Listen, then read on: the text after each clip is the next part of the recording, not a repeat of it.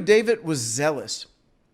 Verse 26 says, David asked the men standing near him, what will be done for the man who kills this Philistine and removes this disgrace from Israel? Who is this uncircumcised Philistine that he should defy the armies of the living God?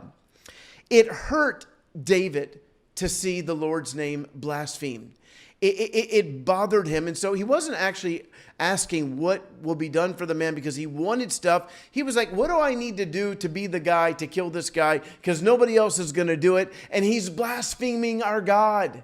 You see, unlike most of these other guys, David had a relationship with God. He would spend his time shepherding the sheep with his harps, writing psalms. Some, obviously, he would write most, he would write later. But he was cultivating a relationship with God. He loved God. He knew God. And he understood the name Yahweh, power. He was God of all the earth. And he couldn't believe that nobody was going to wipe the shame off of the face of the name of the Lord. And so he says, what will be done? Because he was willing to do it. I'm reminded of the story of Richard Wormbrandt. He was the famous Romanian Jewish pastor who went to jail for 14 years. He was in communist Romania. They had the new state-sponsored church after the communists took over. One after another, it's so common, happened in China. People would come up and pledge their allegiance to the new state-sponsored church.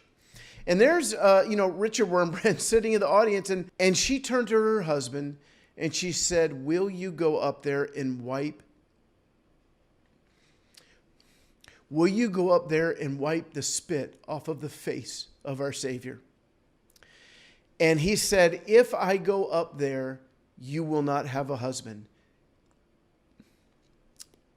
She said, if you don't go up there, I don't have a husband. And he went up there and he stood for the Lord and he went to jail and he suffered there. And because of that, we know today who Richard Wormbrandt is. And because of what David did as a teenager, we know today who King David was.